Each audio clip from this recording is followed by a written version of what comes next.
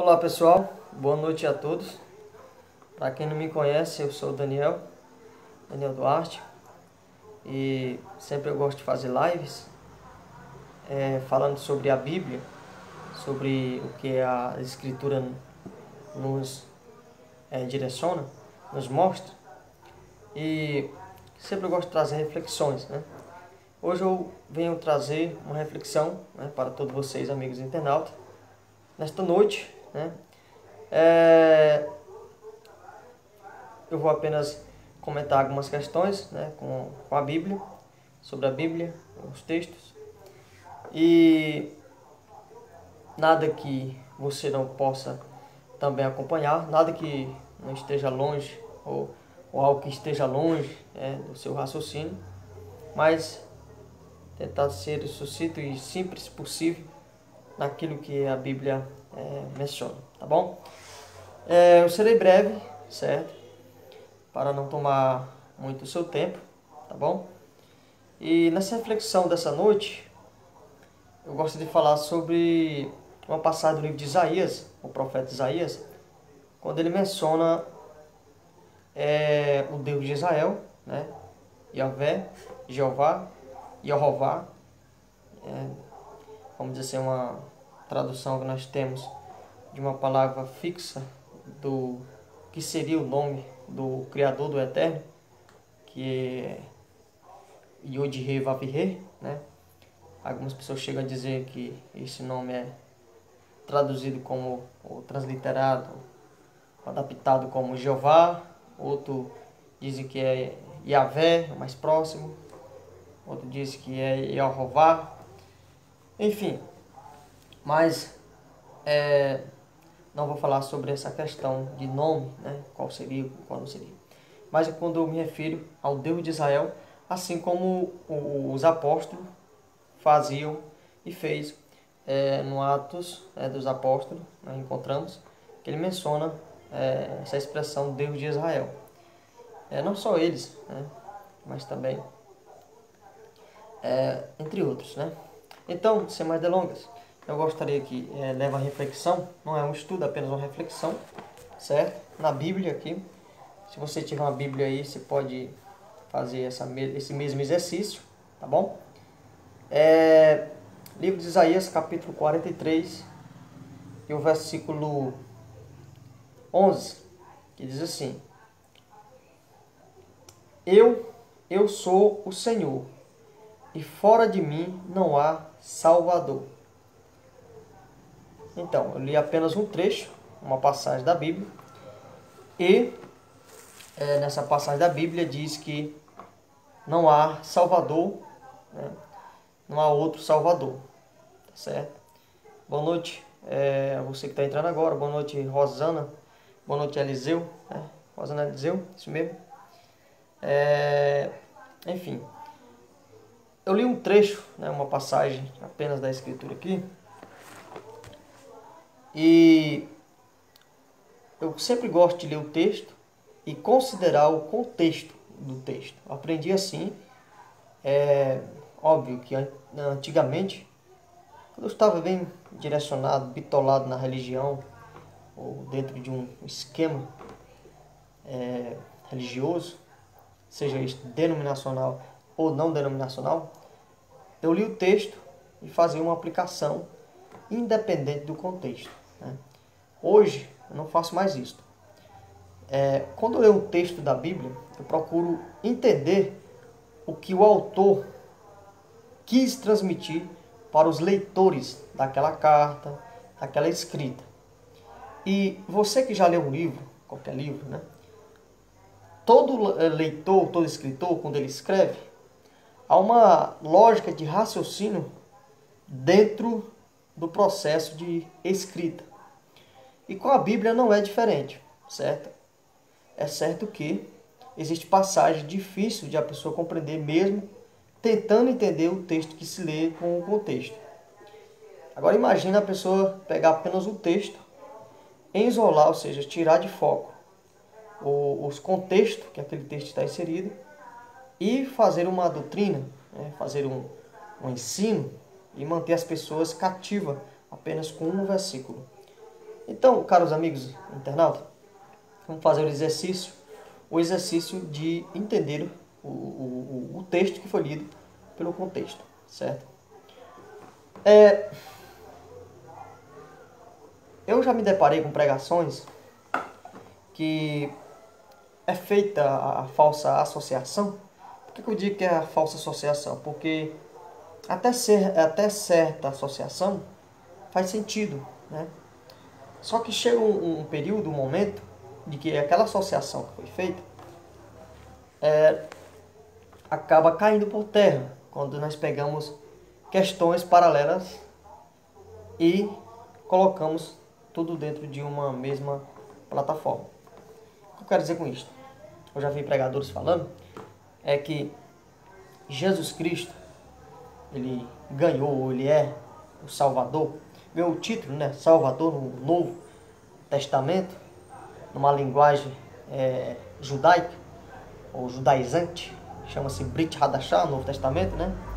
Como antigo eles chamam de profetas, salmos, ou Torá, Taná. Então, na Brit Hadashah, isto é, o Novo Testamento, Jesus Cristo é chamado de Salvador. Então, qual é a associação que os pregadores, a maioria dos teólogos, inclusive os teólogos que têm uma tendência de entender o Criador, Deus, como uma associação, como uma triplicidade, como uma corporação, eles não entendem Deus como um ser, mas sim como uma corporação, um conjunto de seres interligado um com o outro, né? Então, num bojo de entendimento intelectual desses teólogos, eles chegaram e chegam a essa conclusão de associação. Eles lêem, né, passagens como esta, no livro de Isaías, capítulo 43, versículo 11, que diz: eu sou o Senhor, né? Seria Yahvé, tetagrama aparece aqui, Yod-Heh-Vav-Heh, eu sou Yod-Heh-Vav-Heh, ou eu sou o Senhor, né? E fora de mim não há Salvador. Então, eles dizem, tá vendo?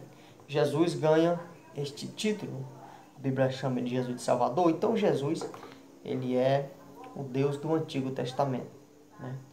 É o mesmo Deus. Ou eles podem dizer que Jesus Cristo tem duas opções, que Jesus Cristo é o Pai, né, o qual está falando aqui no livro do profeta Isaías, ou falar que Jesus é o próprio Deus. Isto é, Deus está falando aqui no profeta Isaías, e no Novo Testamento, há mais de 500 anos, Jesus recebe o título de Salvador, e se torna Salvador, vou falar por que se torna, tá? E aí a pessoa pega essas duas partes e encaixa, tenta encaixar essas duas peças, porque no Antigo Testamento fala: eu sou o Salvador e fora de mim não há Salvador. Tá vendo, Daniel? Então Jesus é o mesmo Pai do Antigo Testamento, é o mesmo Deus de Israel. E na outra vertente, né, diz que Jesus é o próprio Deus. Então, pessoal, o que complica nessa associação, nesse pensamento associativo? O que complica é que, quando fazemos essa associação, qual o perigo que incorre para o indivíduo fazer isso? É que vai levar ele e as pessoas que ouvem, e as pessoas que seguem, a um grande equívoco. De que forma? De que vai comparar, ou vai confundir, vai haver uma confusão, vai confundir uma peça com a outra. Por que eu mencionei o termo peça? A Bíblia, num todo, e nos assuntos que ela trata, dá a entender, quando nós analisamos, que é como um quebra-cabeça o assunto. Se você tirar uma peça de um quebra-cabeça, né, se você já brincou com um quebra-cabeça, você sabe que as peças têm que encaixar no lugar certo. Por mais que pareça encaixar, aí você vê que o desenho daquela imagem que está ali imprimida naquele quebra-cabeça não fica muito bom, né? Então a Bíblia, em algumas narrativas, tem umas peças para se encaixar perfeitamente. Então nós lemos um texto e nós pegamos e fazemos uma análise contextual, certo? E existem vários contextos, não só o contexto anterior ao texto que se leu, como o contexto posterior, mas existem contextos históricos, culturais, né? Contexto em que o escritor estava escrevendo, ou se foi alguém que escreveu por trás e colocou o nome daquela pessoa que era conhecida, famosa naquela época, né? Enfim, tem essas questões também. Então, aonde eu quero chegar com esse bate-papo com vocês? É que, quando eu li esse texto aqui, eu sou o Senhor e fora de mim não há Salvador, quando eu vejo o contexto aqui, e quando eu vejo textos que apresentam e mencionam Jesus como Salvador, por que eu não posso fazer um paralelo? Como sendo uma mesma pessoa ou um mesmo ente, dentro de um conjunto associativo de seres, que ao mesmo tempo é um ser, enfim. Por que eu posso fazer isso? Porque esse texto que eu li em Isaías e os textos que eu encontro no Novo Testamento, todos eles têm um contexto. Então, todos esses contextos devem ser considerados para poder eu chegar a uma conclusão coerente. Não coerente com o meu pensamento, não coerente com o meu dogma ou com a minha religião, ou com o meu costume denominacional ou não denominacional. Mas qual é a coerência que eu estou aqui salientando, expondo, erguindo para vós outros? É a coerência de toda a Escritura, no todo. E analisado a priori, a princípio, nós vamos perceber que o contexto aqui, ó, de Isaías, vem comigo. Só na epígrafe, óbvio que a epígrafe não é Bíblia, é o pensamento teológico colocado, né, por teólogos, e tem até epígrafe que está errada quando você lê o contexto, né? Mas considere, a epígrafe são os títulos que é dado a textos, certo? Leia aí para você ver. Está escrito assim, ó, capítulo 43 de Isaías, versículo 1. Eu estou dando só um exemplo de que nem tudo aquilo que é lido isoladamente para apoiar um pensamento que está enraizado tradicionalmente quer dizer que seja aquilo mesmo, né? O que vai definir é o contexto daquela leitura, que infelizmente, eu não vou colocar aqui uma porcentagem, mas infelizmente não é feito pela maioria dos pseudos religiosos. Está escrito assim, só Deus resgata Israel. Qual o contexto do profeta Isaías, do livro todo? Bem, nós vemos que o povo de Israel entrega-se a uma idolatria, entrega-se a imagens de esculturas e a deuses ou a seres imagináveis, que eram considerados deuses pagãos, ou seja, aqueles que não faziam parte de um pensamento judaico, né? Então aquilo que estava fora eram falsos deuses, né? Então Deus, o povo de Israel sempre tinha e tem foco, que Deus ele é um, né?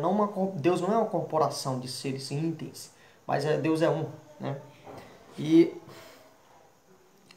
o povo conhecedor, né? Não posso dizer que seja todos, mas alguns judeus tinham conhecimento mais avançado do Shema Israel, Adonai Elohim, Adonai Echad, ou seja, capítulo 6, versículo 4 de Devarim, que é Deuteronômio. Então, o povo estava saindo desse princípio, ou seja, desse pensamento mono, né? E estava indo em direções a seres ou criados por as nações vizinhas, né? Como aquelas estátuas eles consideravam como deuses. E Israel deveria ser um povo totalmente diferente, certo? Um povo totalmente diferenciado vamos dizer assim, daquelas nações que estavam ao redor ali do povo israelita. Então acontece que o profeta Isaías, né, foi levantado, vamos dizer assim, foi inspirado pelo poder, pelo Espírito, pela emanação do próprio Eterno, direcionado, levado ao povo a voltar para o Criador, para o Eterno. Então, por mais que muitas pessoas consideravam os seus deuses como salvadores, dentro do contexto israelita,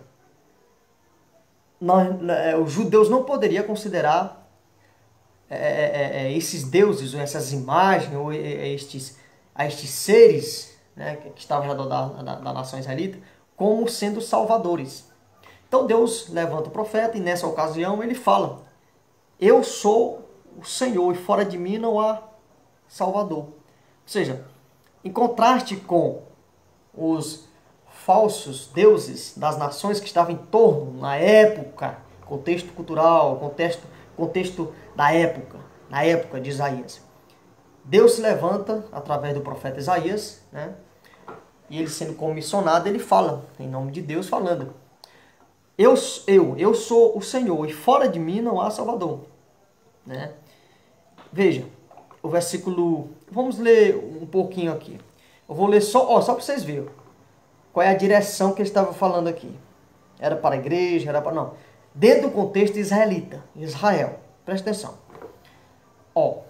Capítulo 43, versículo 10 de Isaías. Vós sois as minhas testemunhas. Ou seja, está falando para o povo de Israel. Que o povo de Israel era para ser, tinha a finalidade, tinha a função sumária de serem testemunhas daquele Criador, daquele que tirou aquele povo, ou a descendência daquele povo, da terra do Egito, da escravidão. Né? Então aquilo virou uma tradição que o povo tinha que ser testemunhar aqueles grandes feitos pela mão de Moisés. Né? Então veja, já começa assim, o versículo 1. Mas agora, assim diz o Senhor que te criou, ó Jacó, e te formou, ó Israel. Presta atenção, está falando, a direção já é Israel. Não temas, porque eu te remi. Tá vendo? Eu te remi, eu te salvei. Isso significa salvei. Chamei-o pelo seu nome, tu és meu. Está falando para uma nação, para um grupo específico de pessoas. Esse é o contexto. Quando o autor estava falando, ou quem escreveu em nome dele, ou que se descreveu, enfim. Estava direcionando para aquela nação, exclusivamente. Quando passar, ele vai falando, pelas águas, estarei contigo, isso também remota ao pensamento do Mar Vermelho, o povo passou pelas águas, né? Quando pelos rios, enfim, aí ele vai falando, fogo, ardente, então. Versículo 3 diz, porque eu sou o Senhor teu Deus. Então, o Senhor teu Deus, o Deus de Israel. Essa é a contextualização. O Santo de Israel, o teu Salvador. Veja, a expressão, o teu Salvador. Salvador salvou de quê? Salvou o povo do Egito, salvou a descendência, salvou dos inimigos. Os inimigos que fala aqui, fala das nações, as nações que queriam tomar Israel. Então essa contextualização. Então Deus salvava.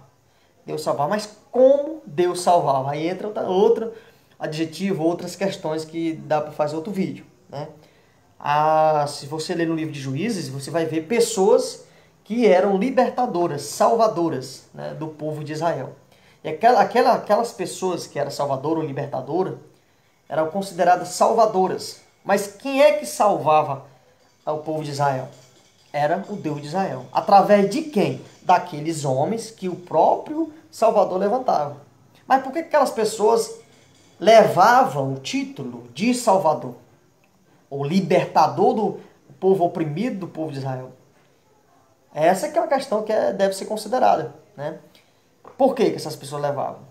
Porque elas estavam como representante dentro de uma teocracia, vamos dizer assim, do povo de Israel. Deus governando. Como é que Deus governava? Através daquelas pessoas. Executava juízes, enfim. A Bíblia diz, Deus levantou o juiz, Deus levantou fulano para poder julgar Israel e livrar e libertar Israel. Então era sim a contextualização, certo? Quando nós pegamos aqui que diz, eu sou o Senhor e fora de mim não há o Salvador. Ou seja, todas as salvações, todos os livramentos que Deus deu a Israel, não era outro que estava livrando. Ele está dizendo, a fonte é eu. Ele está dizendo, eu sou, não há outro Salvador fora de mim. Então isso pode ser também classificado, uma palavrazinha bem complexa, né? Mas se você pesquisar e estudar, você vai chegar à conclusão, né? Chama-se exclusividade pragmática. Onde, o que é isso? Onde há uma extrema, vamos dizer assim, uma extrema exageração, chamando atenção para um feito, né? Feito pelo indivíduo, exclusivo, dizendo que é ele, ou seja, dentro de uma patente que tem muitos salvadores, mas só ele é salvador daquele jeito, daquela forma, e não existe outro. Então, como originador e salvador de Israel, não existe outro. Ou seja, ele provia tudo para o povo de Israel. Certo? Então, o versículo 12 do capítulo, o versículo 11 diz: eu anunciei e eu salvei, e eu fiz ouvir, e Deus nenhum estranho, e Deus estranho não houve entre vós, pois vós sois as minhas testemunhas, diz o Senhor, eu sou Deus. Então, a contextualização que dizendo que Deus falando, eu sou Deus, ou seja, o que vocês viram lá, o que vocês viram no Egito, o que vocês viram adiante das nações, não são deuses equiparãs a mim. Porque nenhum desses deuses aí tiraram você do Egito. É isso que Deus, dentro da contextualização de Isaías. Você pode ler o capítulo 43, 44. Enfim, inúmeras passagens aí. Né? Você poderá ler e você vai perceber isso aqui. Certo? Então, quando Deus fala, eu sou e fora de mim não há Salvador, depois de nós analisar toda essa contextualização e esmiuçar a questão do povo de Israel, ou seja, dividir os seus pormenores maiores e tal, nós podemos agora ir para o Novo Testamento, né? E entender por que Jesus Cristo é chamado de Salvador, certo? De Salvador. Então Jesus Cristo é chamado de Salvador. Salvador. Ele vai salvar o povo igual o juiz salvou? Não, diferente. Mas não deixa de ser uma salvação. Ou seja, tirar, remir, ajudar, usar de misericórdia para com um indivíduo, um grupo específico, enfim. Então, o que nós poderemos ver? Qual o problema da associação? Né? De dizer que Jesus é o próprio Deus ou o Pai do Antigo Testamento, porque o Pai fez aquela declaração. Fez aquela declaração dentro de uma patente, uma contextualização de deuses estranhos, que ele mesmo mencionou, e de falsos. Ele falando que não há outro. Né? Ou seja, na patente da exclusividade pragmática não existe outra. Né? E na questão de Salvador também não existe outro. Ele é o Salvador. Né? Aí vemos para o Novo Testamento. Vamos lá.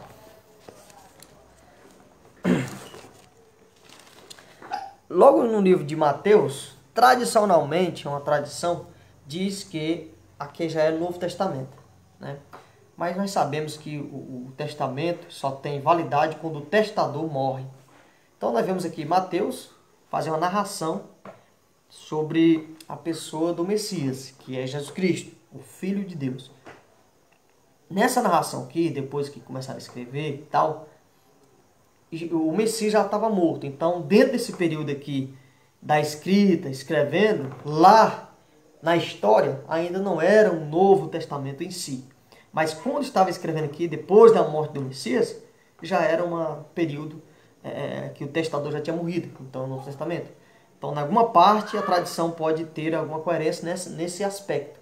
Mas no aspecto histórico e descritivo, né, dos textos, como Mateus capítulo 1, não é Novo Testamento, certo? Mas para não embaraçar tanto a mente das pessoas, né, vamos considerá-lo, né, de acordo com a patente da linha de entendimento sobre de que Mateus, né, seja o começo, né, do Novo Testamento. Então, o capítulo 1, versículo 21 diz: e darás à luz um filho e chamarás o seu nome Jesus, porque ele salvará o seu povo dos seus pecados. Então, Jesus. Por que aqui está escrito que o anjo falou que teria que colocar o nome daquele menino, daquela criança que nascer do ventre da Virgem Maria, né, de Jesus? Aqui nós temos na Bíblia em língua portuguesa que diz, porque ele salvará o seu povo do seu pecado. Mas o nome Jesus, ou Jesus, enfim, há muitos idiomas, mas no português Jesus, e se for para o original, que significa a palavra Jesus, significa Jeová salva. Né? Então nós vemos que Deus, do Antigo Testamento, ia salvar o povo. Ia salvar o povo. Mas Jesus é chamado de Salvador. Tem outros textos que vai falar que Jesus é o Salvador. Agora vamos para Lucas. Mas como assim, Daniel? Então Jesus é o próprio Jeová, é o próprio Deus, o próprio Pai, porque ele é chamado que ele ia salvar e tal, ou o nome significava aquilo que a missão que ele ia fazer. Jeová salva. Né? Bem, livro de Lucas, o capítulo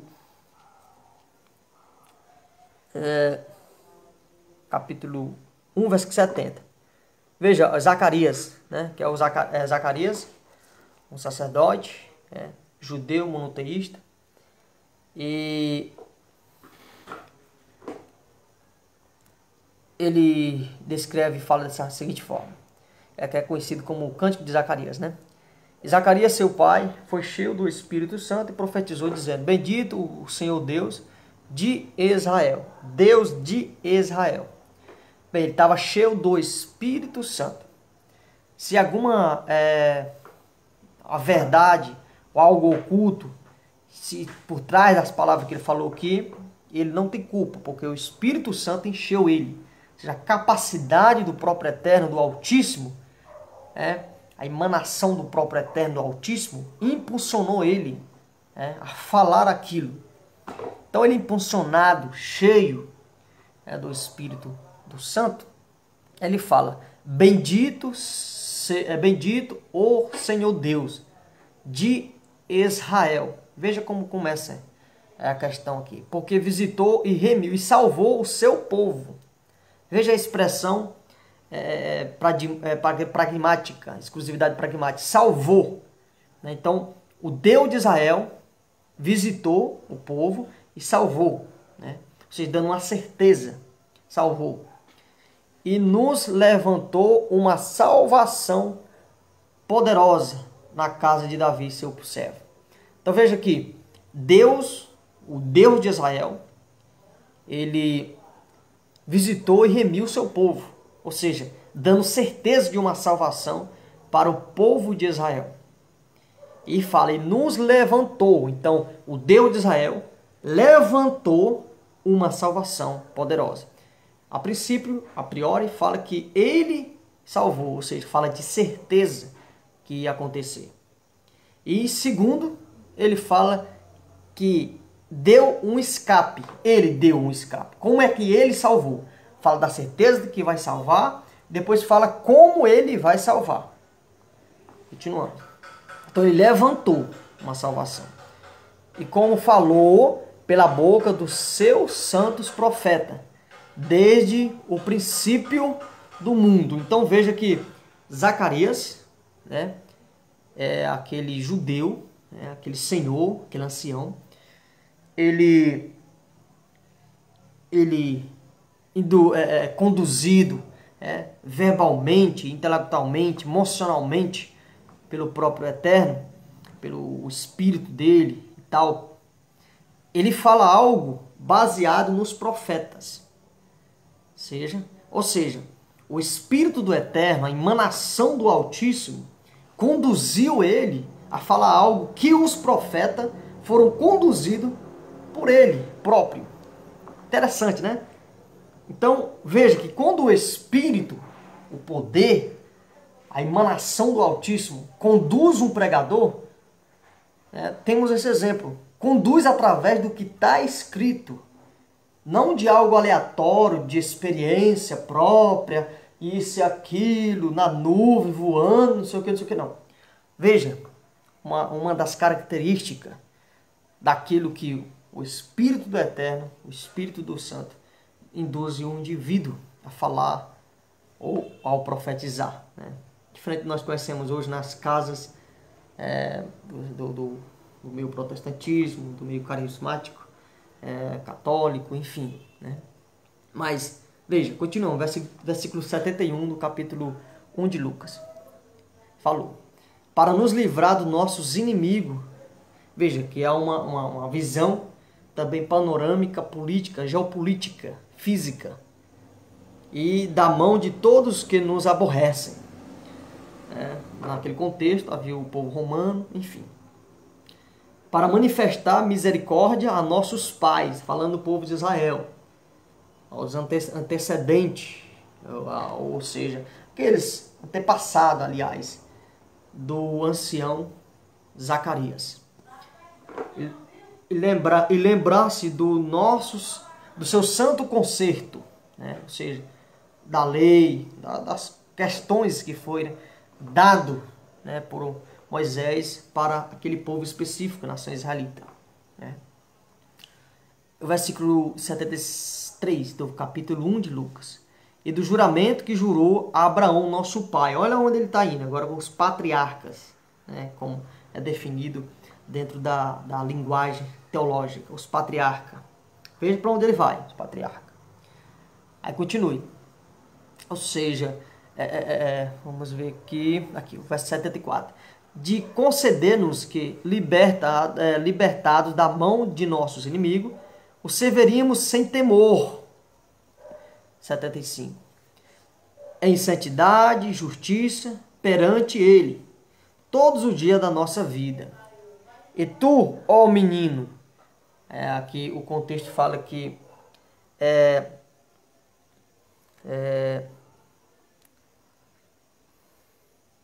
sem oração, dizendo que será por este menino, está com ele. E vamos ver que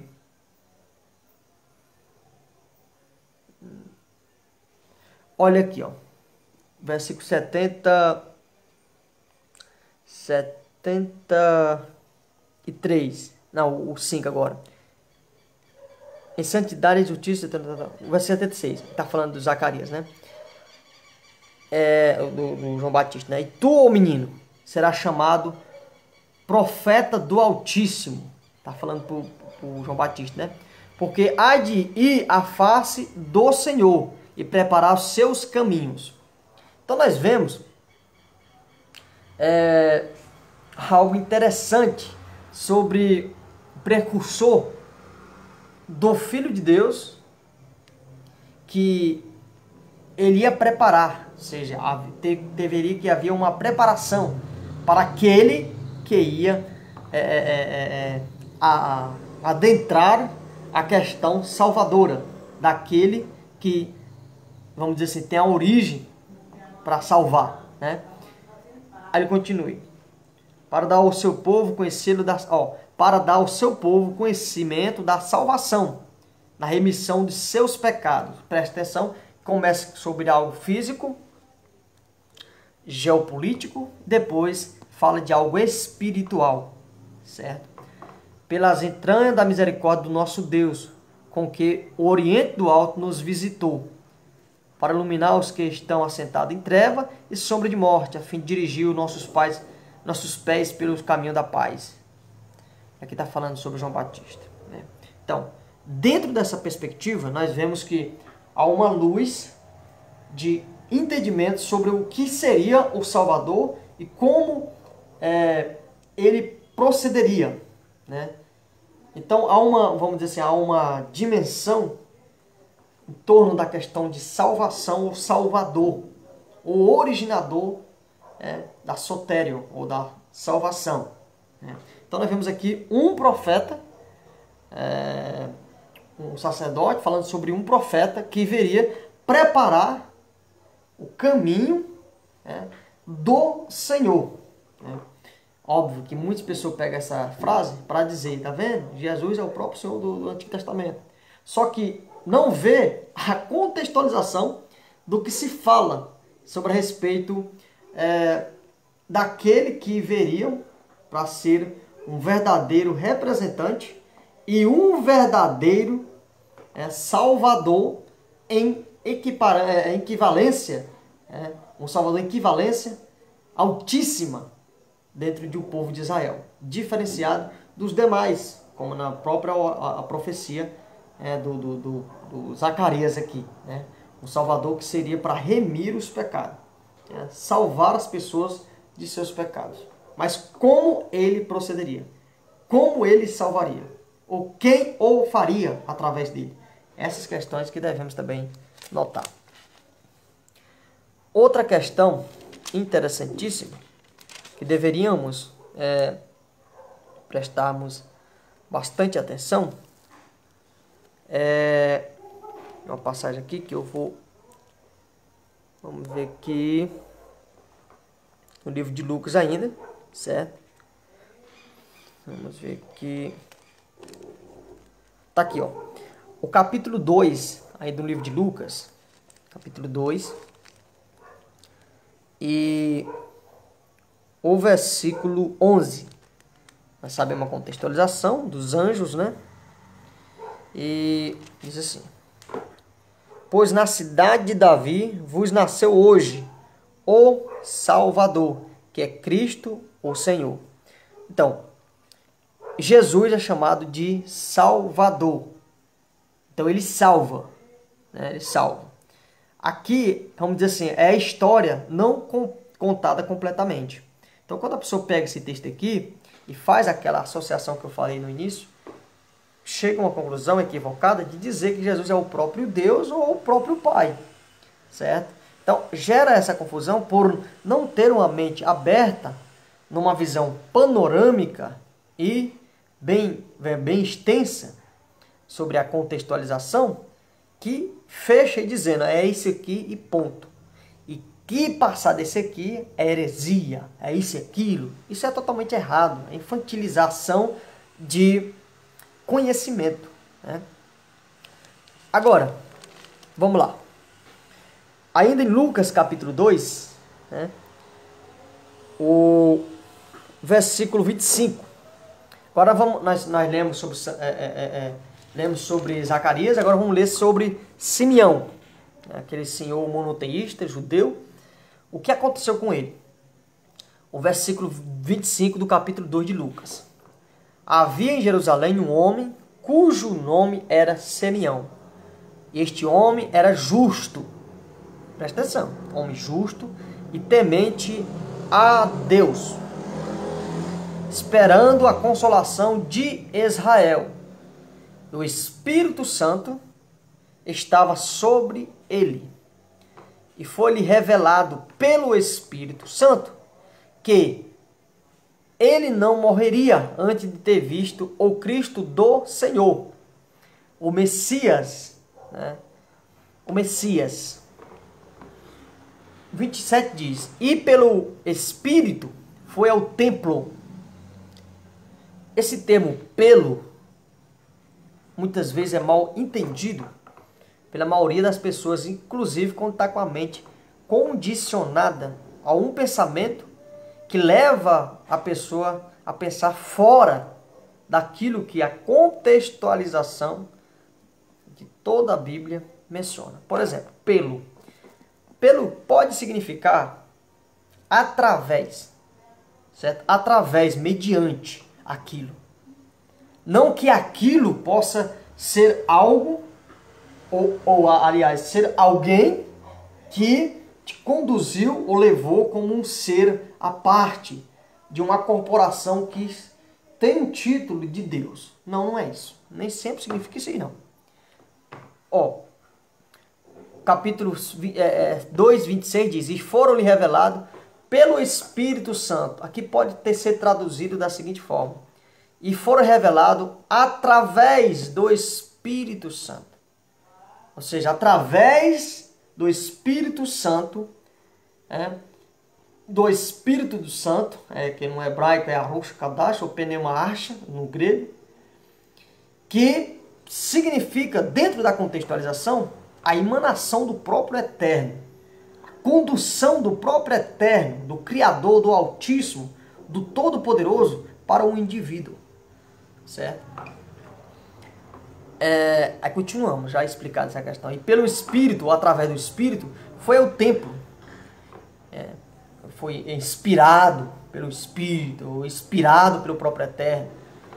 Quando os pais trouxeram o menino Jesus, ou seja, Maria e José levou Jesus ao templo, para com ele proceder segundo o uso da Torá, da lei, certo? Ele, então, aquele ancião, tomou em seus braços e louvou a Deus. Presta atenção, ele louvou a Deus. Ele pegou aquele menino, dentro do pensamento católico, até dentro do pensamento protestante, eles atendem a dizer que Jesus, além de ser o próprio Deus, ele é Deus dentro de uma patente que você pode denominar como sendo o Todo-Poderoso ou Altíssimo, o próprio, né? Só que quando as pessoas pegam essas afirmações, são afirmações abstratas, fora de uma realidade bíblica contextual, certo, amigos? Porque isoladamente você pode fazer afirmações esclabosas, afirmações esdrúxulas, afirmações bizarras, que a Escritura não fala, né?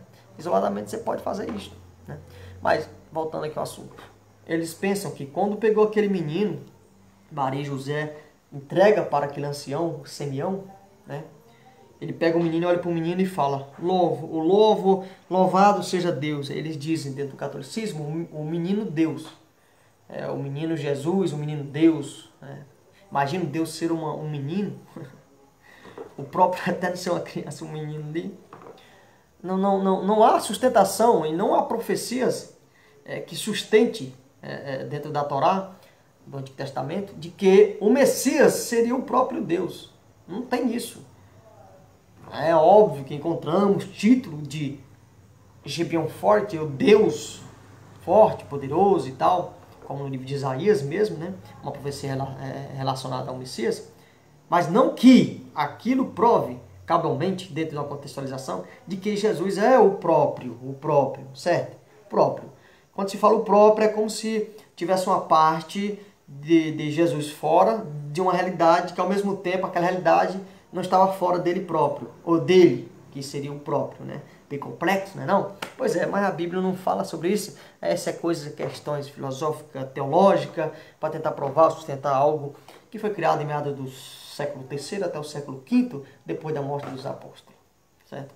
Mas quando Simeão pegou aqui, ele louvou a Deus, certo? O Deus de Israel, o Salvador de Israel.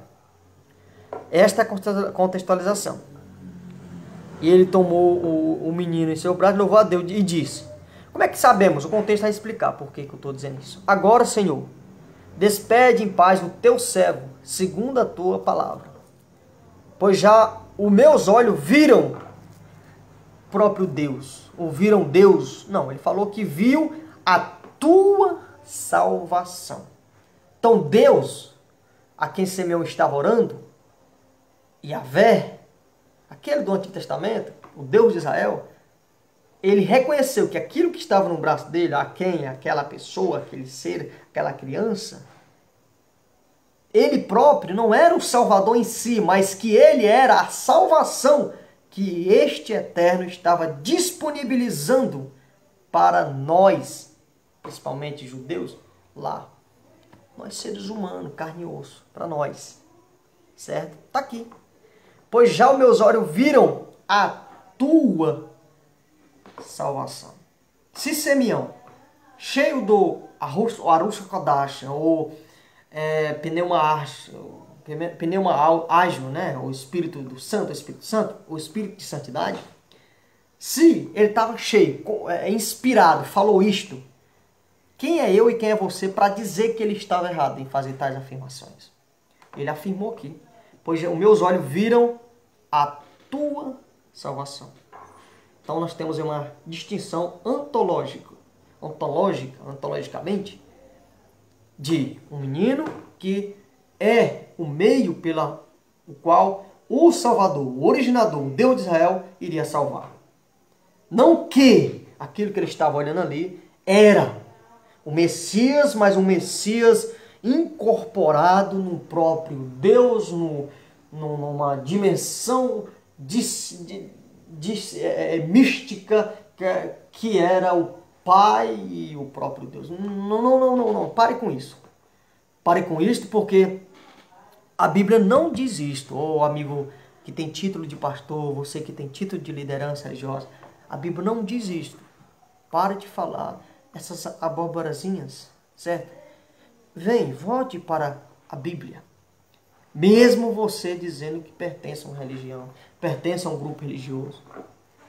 Não faça isto. Veja, nós temos exemplos de pessoas que estavam dentro de uma contextualização, de um contexto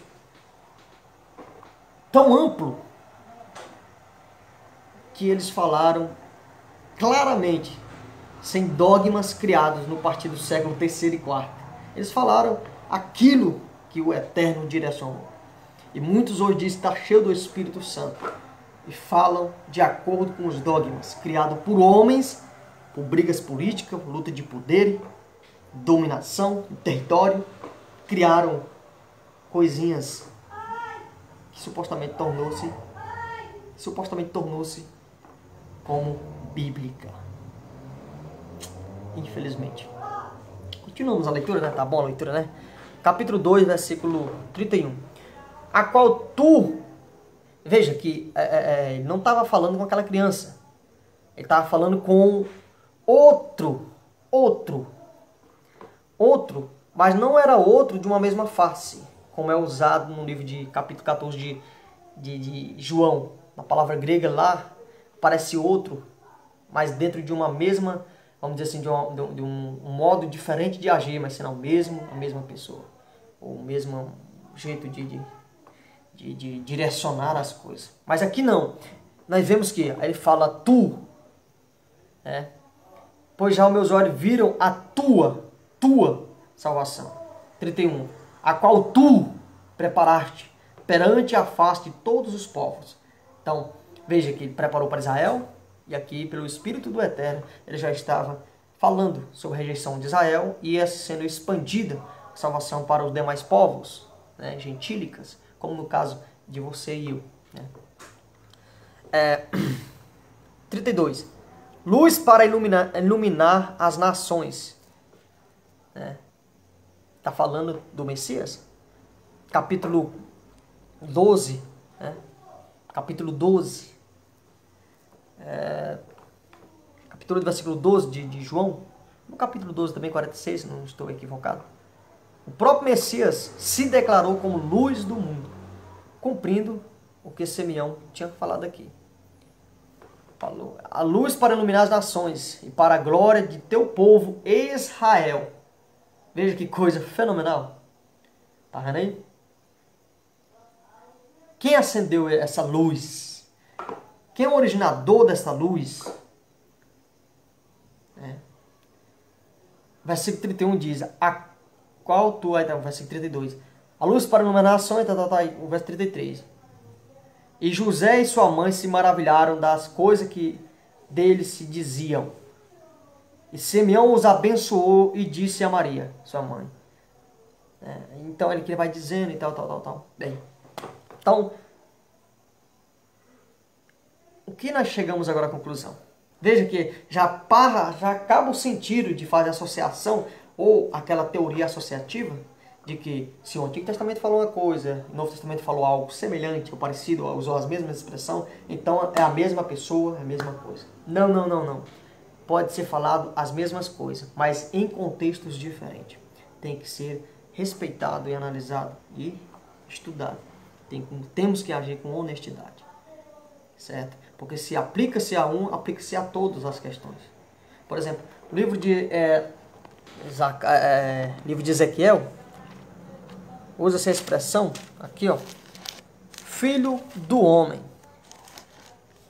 Capítulo 4, capítulo 3 de Ezequiel, o profeta diz: Deus, o Eterno, o Deus de Israel, falando com o profeta Ezequiel, dizendo: depois me disse, filho do homem. Então, no Novo Testamento encontramos a expressão relacionada ao Messias, o termo também filho do homem. Então nós poderíamos fazer a associação e dizer que realmente o Messias era o profeta Ezequiel. Não sei de que forma, mas ele seria o profeta Ezequiel. Mas por que você chegou a essa conclusão, irmão Daniel? Porque a mesma expressão é dita no Antigo Testamento e repete com Jesus no Novo Testamento. Então poderia chegar a essa mesma conclusão. O mesmo raciocínio que é usado, a mesma patente que é usado para argumentar que Jesus é Salvador, porque que Jesus é o mesmo Salvador, o próprio Deus ou o próprio Pai, que é usado a expressão Salvador no Antigo Testamento, também eu posso usar essa questão que dizer que Jesus é Ezequiel, o profeta Ezequiel. Não sei se em que forma ele pode ser o próprio Ezequiel, o profeta, ou uma representação do próprio Ezequiel, como o profeta Ezequiel. Eu não posso fazer isso. Tem coerência? Tem sim, Daniel. Mas eu não posso fazer isso. Por quê? Porque são contextos diferentes, pessoal. Pelo amor do Eterno. Pelo amor de Deus. Ô, teólogos. Certo? Então, quando você lê mais vai vendo que Jesus Cristo é Salvador. Jesus Cristo é o Salvador. Mas alguém está salvando através dele. Ele ganha esse título, essa patente de Salvador. Não é eu que digo. Veja. Veja. Se você me chama de herege, diz que eu sou isso e aquilo, vendo que o horário, diz que eu sou isso e aquilo, você também vai ter que chamar de herege vários escritores da Bíblia. Será possível? E tanto tempo de estudo, meu amigo teólogo, tanto tempo, ô amigo religioso, tanto tempo que você estuda a Bíblia, você não aprendeu. Veja aí, ó, 2:30 de Lucas, pois já os meus olhos viram a tua salvação. Entendeu como é que é? Por isso é a importância de ler os contextos. Vamos ler mais, né? O livro de Romanos. Vamos ler, antes de Romanos, vamos ler Atos dos Apóstolos, capítulo 4, versículo 12. Diz assim, ó, considere o contexto, viu? Vou ler esse texto aqui, mas dentro de uma contextualização, tá bom? Em nenhum outro há salvação. Veja, está falando que no discurso de Pedro, diante daqueles religiosos, Pedro dizendo, ó, em nenhum outro há salvação, tá bom? Não tem outro Salvador. Ele está dizendo assim, não existe outro Salvador ou salvação. Mas em qual sentido, ou em qual, vamos dizer, até que se limita isto? O próprio texto vai dizer, veja que Pedro estava cheio também do Espírito do Eterno. Então ele não falou de si próprio, mas foi induzido. Ele foi, vamos dizer assim, inspirado, levado para falar isto. Então veja, em nenhum outro há salvação, porque também debaixo do céu. Então veja a limitação. Debaixo do céu, nenhum outro nome há dado entre os homens, debaixo do céu e entre os homens. Foi dado. Eu te pergunto, quem deu? Quem deu? Fala, pelo qual devemos ser salvos. Ele é o Salvador. Quem fez ele Salvador? Então alguém deu o Messias como Salvador. Quem foi esse alguém? Aquele, o Deus de Israel, o originador da salvação. Entendeu como é que é? Você entendeu? Olha que coisa fenomenal. Veja, porque também debaixo do céu nenhum outro nome há dado entre os homens. Então foi dado. Deu. Foi levantado essa salvação. Foi estabelecido por alguém. Quem é esse alguém? Esse alguém é esquecido, hein? O próprio Eterno. Ai, ai. Veja, Atos dos Apóstolos agora, capítulo 2. E o versículo 36, leia o contexto.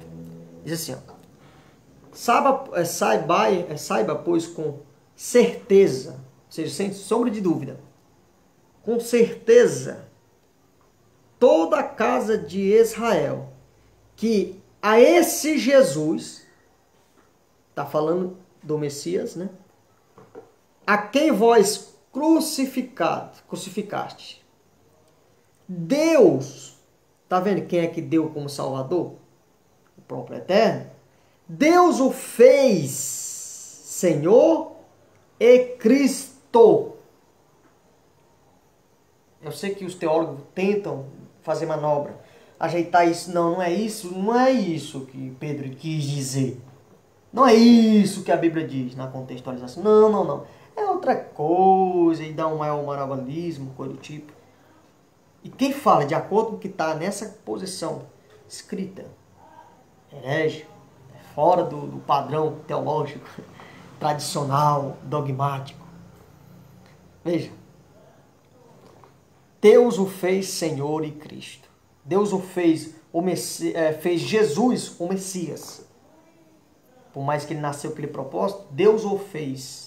Ou seja, Deus pegou o Messias, pegou aquele homem.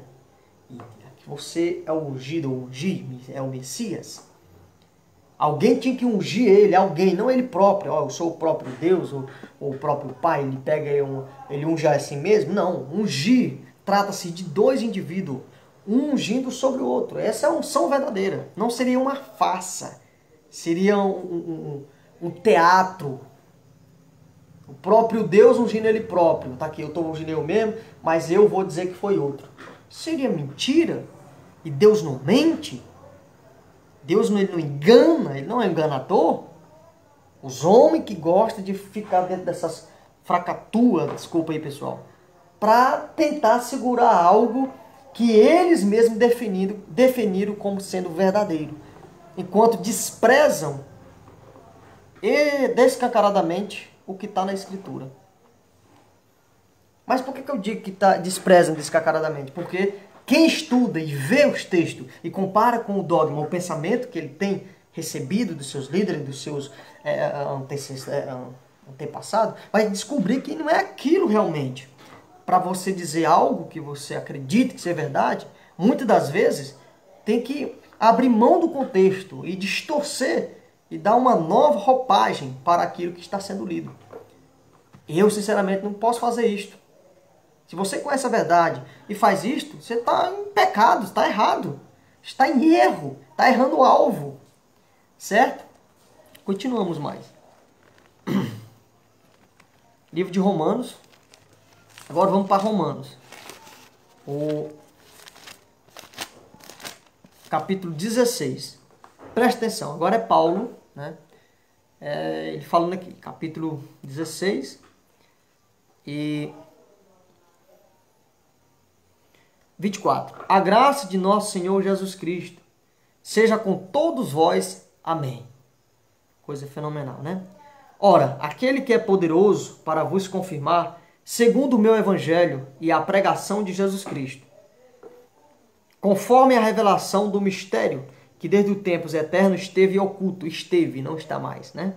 Naquele momento ele já estava falando, mas que se manifestou agora e se notificou pelas escrituras dos profetas. Veja que sempre os escritores daquela época se baseavam, se sustentavam dentro do que eles tinham em mão, que era a Torá, os profetas. Eles não chegavam falando, olha, é assim. Não. Eles tinham uma sustentação, uma base, um alicerce para poder falar algo. E esse era a Torá, né? Os profetas, os livros do Antigo Testamento, que é desprezado por muitas pessoas. Infelizmente acontece isso. Por quê? Mas veja aí, Paulo continua. Mas que se notificou agora, pelas escrituras dos profetas, segundo o mandamento do Deus eterno. Eu debatendo com um amigo que tem um segmento diferenciado do meu pensamento, ele disse que esse Deus eterno aqui era uma corporação de seres. Eu não vou falar aqui o tipo de segmento para dizer que o Daniel está perseguindo os amigos, irmãos que pensam dessa forma. Não vou falar não. Mas eles dizem que Deus é um ser corpóreo, aliás, de uma corporação, de um tipo de associação. São três, mas ao mesmo tempo não são três. E aquela coisa, e muitas vezes quando não é três, é apenas três rostos, três faces de manifestação. Ele manifesta como ele faz, assim, assim, assim, assado. Mas aqui ainda está dizendo, ó, o mandamento do Deus eterno. Do eterno, eterno. O que é eterno? Que não tem começo nem fim. A todas as nações para a obediência da fé. Agora a coisa chega. O verso 27. Ao único Deus. Para quem ele está falando aqui? Para o Deus de Israel. É óbvio. Até onde nós estudamos agora. Lemos, refletimos. O Deus de Israel. Ao único Deus sábio. Seja dado glória por intermédio de Jesus Cristo, para sempre. Amém. Veja que o Deus eterno sempre usa, o Deus Israel, alguém para intermediar. Nós temos aí Moisés, né? Que escreveu Bereshit, e vai até Deravim, que é Deuteronômio. Né? E temos os livros aí vastos dos profetas, os salmos, os livros sapienses, que é Provérbios, enfim. Só que nós vamos agora para o livro de Judas. Né? Judas, presta atenção, Judas capítulo, só tem um capítulo, né? Capítulo 1, diz assim, ó. Capítulo 1, versículo 24. Ora, aquele que é poderoso. Interessante, que a mesma frase que o Paulo usa, aqui é usada também na referência, a referida carta de Judas. Ora, aquele que é poderoso para vos guardar de tropeçar e apresentar-se-vos irrepreensível com alegria perante a sua glória. Ao único Deus, da mesma expressão que Paulo escreveu, acabamos de ler. Quem é esse único Deus? O Deus de Israel, ele está se referindo em referência. Não uma corporação de pessoas. Não é isso. Não tem cabimento, pessoal. Em pleno século XXI, os religiosos dizer que Deus é uma corporação de seres. Não encaixa. Como é que esses judeus monoteístas, esses judeus iam entender isso, pessoal? Não tem como encaixar. Presta atenção. Ao único Deus, Salvador. Deus de Israel, Salvador. Salvador nosso. Tá vendo? Nosso inclui quem? Você sabe quem é que inclui? Os apóstolos. Os primeiros que seguiam o Messias, o Machia. As congregações messiânicas, aqueles que estavam ali seguindo o que o Messias tinha deixado. Então ele fala, o Salvador nosso. Quem é o Salvador dos discípulos, dos apóstolos? Quem é o Salvador? É óbvio que você vai dizer Jesus Cristo. Paulo falou muitas vezes Jesus Cristo. E temos inúmeras passagens, sim. Mas lembre-se, tem a contextualização. A história tem que ser contada completa. Não um pedacinho aqui para agradar um, agradar o outro, para defender o dogma aqui, outro aqui. Não. Preste atenção. Olha o que está escrito. Ao único Deus, Salvador nosso, por intermédio de Jesus Cristo. Agora entendeu, pessoal? Entendeu?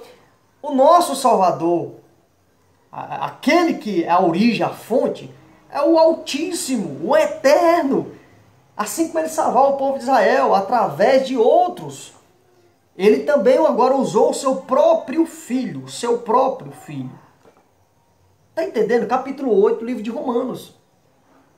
Entendeu como é que é? Dá para entender, entrar na mente isso?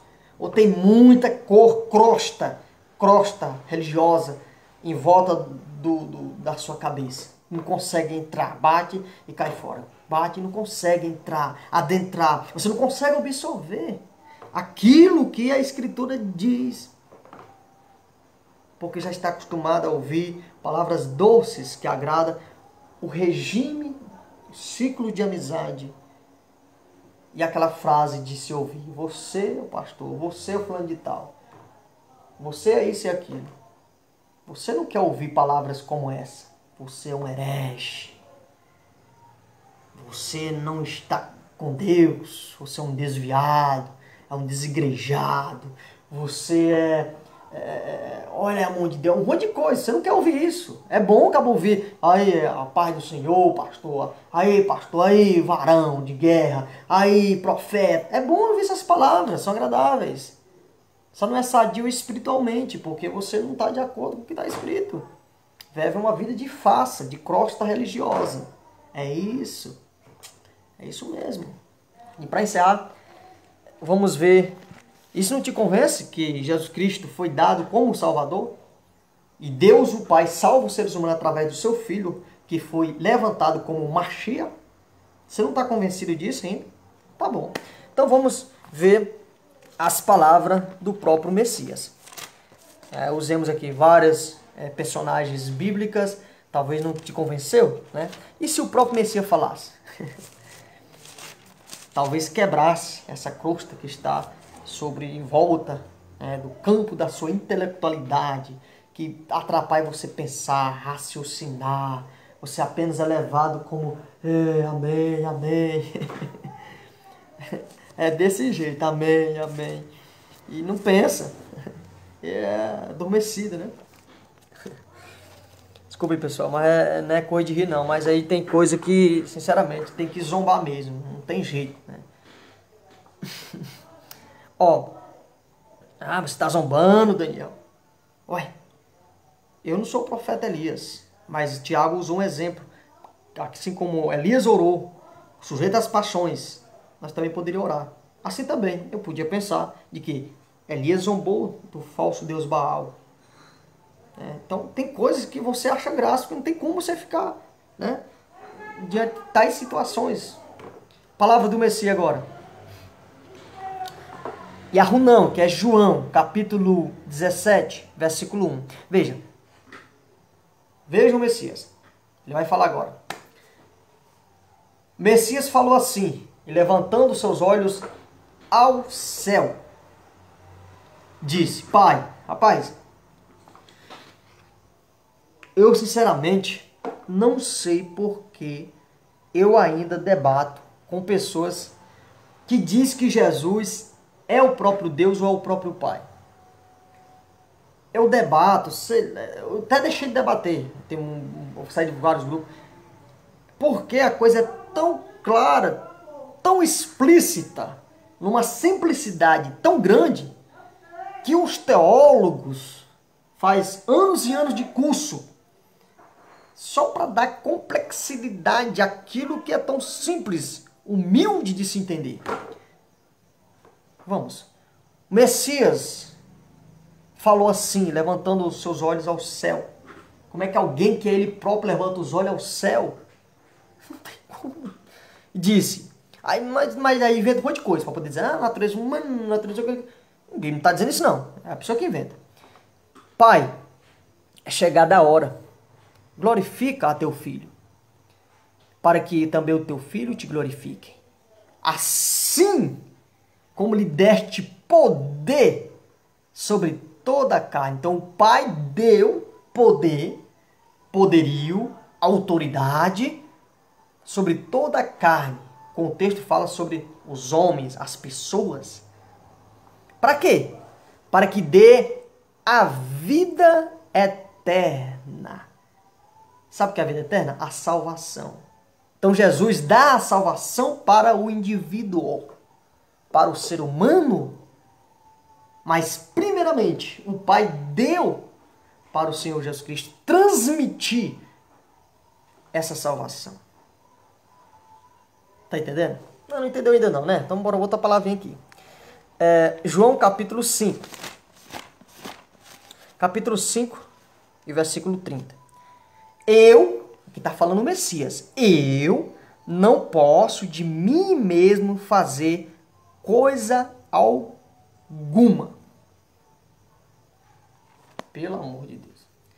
Se esse texto aqui não é tão claro, mostrando que o Messias, ele dá a vida eterna, porque ele recebeu do Pai essa vida e essa autoridade de conceder ao ser humano a vida eterna.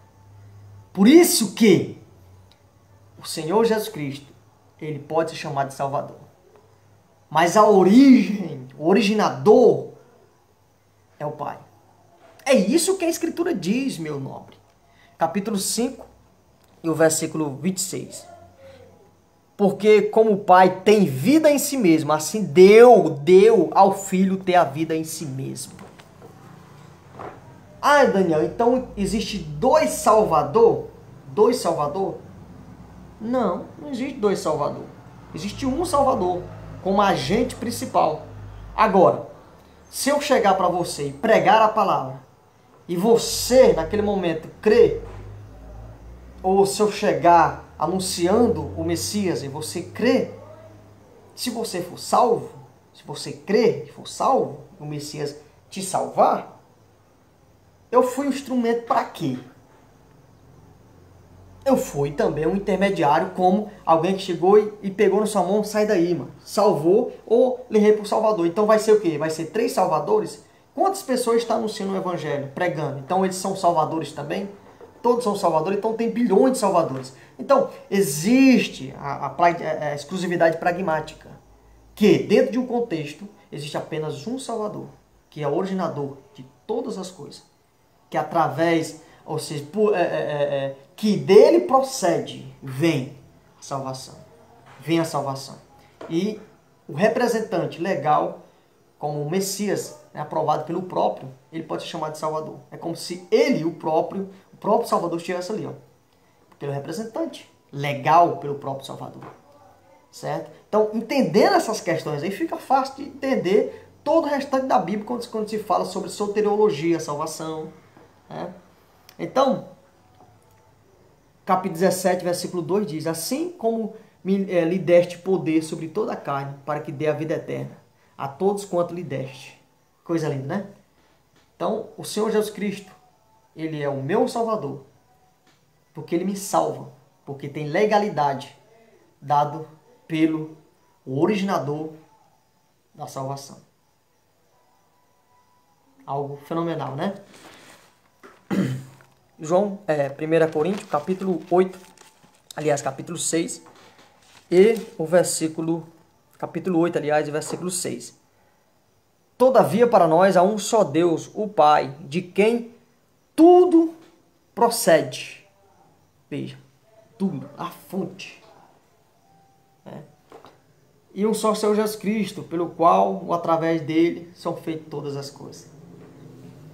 Ai, meus caros amigos internautas, como é doce falar essas palavras, sentir essa paz que emana do próprio Eterno através do seu Filho, certo?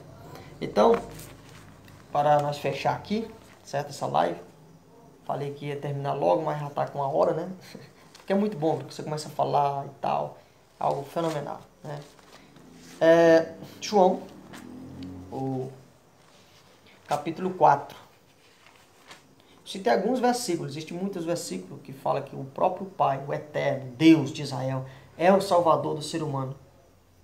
E hoje ele salva o ser humano através de seu Filho, o Senhor Jesus Cristo, que foi dado como o Salvador. Quando se fala que Jesus Cristo é o único Salvador, está falando que é Ele, o Senhor Jesus Cristo. Ele é o único Salvador. Ou seja, você não pode vou chegar lá no Pai, não, tem que passar por Ele. Então, dentro desse aspecto terreno aqui, de autoridade, dado pelo o Pai para o Filho, Jesus Cristo é o único ali dentro dessa patente aí. Já era. Tem como você chegar ao Pai se não for pelo Senhor Jesus. Ele falou, ninguém vai ao Pai não ser por mim, Ele é a porta. Capítulo 10, versículo 9 do livro de João. Certo? Capítulo 4 de 1 João. E o versículo 9. E nisto se manifestou o amor de Deus para conosco, que Deus enviou seu Filho unigênito, o único gerado, ao mundo para que por ele vivemos. Se através de Jesus Cristo podemos ter vida. Veja como é algo fenomenal. 14 do capítulo 4 de 1 João. E vimos e testificamos que o Pai enviou o seu Filho para Salvador do mundo. Tá vendo aí? Pai enviou. E aí, para ser Salvador do mundo. Em outros textos, dentro da contextualização explanada, o Pai salva através desse Salvador, que é o Senhor Jesus Cristo.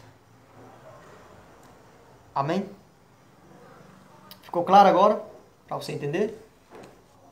Espero que, se você não entendeu, você volta o vídeo e analisa de novo, certo? Então, a confusão associativa de dizer que Jesus Cristo, por ter o título de Deus, ou aliás, por mais que tenha, mas aliás o título de Salvador, ele ser o próprio Deus, o próprio Pai, porque é mencionado no Antigo Testamento, que dizendo que não há outro Salvador a não ser ele, mas lá nós já aprendemos, né, que há contextos e orações diferentes que os escritores escreveram. Então você deve, analisar esses parágrafos para poder chegarmos a uma conclusão. Não uma conclusão extraviada, de dizer algo que leve e foge da realidade, do contexto desses mesmos textos. Como acabei de falar da agora, não foi? Eu fiz uma comparação de que Ezequiel é chamado filho do homem, Jesus é chamado filho do homem. Então Jesus seria o próprio Ezequiel, ou Ezequiel seria, vamos dizer assim, enfim. Espero que vocês possam ter entendido. Se for só uns exemplos, existem outros exemplos, existem outros textos, tá bom? Então, que o Senhor Jesus Cristo, nosso Salvador, que o Pai nos deu, nós possamos amá-lo. E que nós possamos, de boa mente, bom coração, saber que o nosso Salvador, o Senhor Jesus Cristo, ele foi dado para nós.